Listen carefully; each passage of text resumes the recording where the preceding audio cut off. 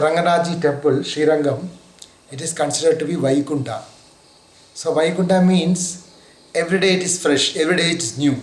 Although in our material eyes it looks like a normal stone building and construction and everything, but we can feel like every day we go, we will feel that something new carving, some stone carving, some carving. I personally felt that so many times, 20 years we are visiting every day, almost every day, but every time we go into the temple, I will see something new every day. Some carving will be, I never seen all these days like that, I will see every day. Something will be there, new. Here and there, new corner, new stories. So many pastimes are there. So one day I was watching to the pillars, then I seen there is a pillar. In that pillar there is a bird called Ganda Perunda. It had two heads, and the two head it is holding two elephants, and the 2 feet it holding two elephants. Then we came to know the Prabhupada was told about that Ganda Perunda bird. That bird can fly from one planet to other planet. That can eat 4 elephants together itself. So 4 elephants it was holding and flying. So like that the Vedic things are naturally mentioned in the Sri Rangam temple sculptures. So many things are unknown, it was not known to us, but so many deep meanings are there. So in that, when you enter into the Ranganath's temple and the Aryapatal gate, after crossing the Garuda near to the Garuda Stamba, on our right side, we can see a mandapa. It's called Dolotsav Mandapa, Julan Yatra. Ranganath will have a swinging pastime there. So in that mandapa and that pillar only we can see this Ganda Perunda bird. Also if you go little bit inside, we can see a well of ghee. So we can't believe that how the ghee, ghee is kept in the well. So those days the culture is so rich, there were so many cows, and Ranganath used to have so many of yajna, and since Sri Rangam is the Bhoga Mandapa, a lot of prasad was distributed to the public, and the whole thing was cooked by pure ghee.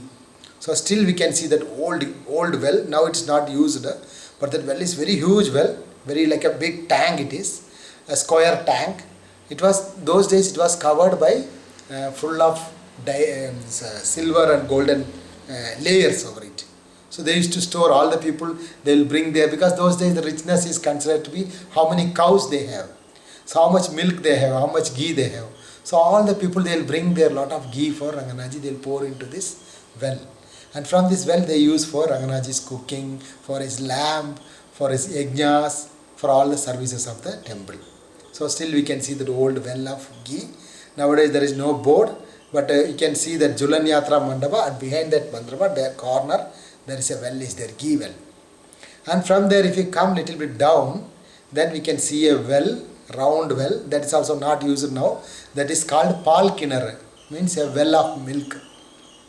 That also not used now. So that is in the temple's southeast corner.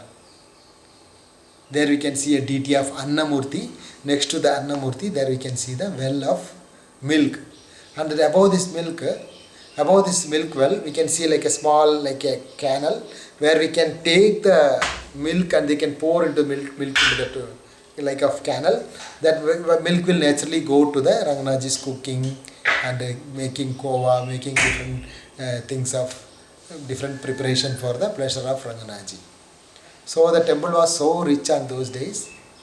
Now also it's rich only, but those days it was, everything was covered with gold and silver and so many valuable jewels. So many cows were there. Around 620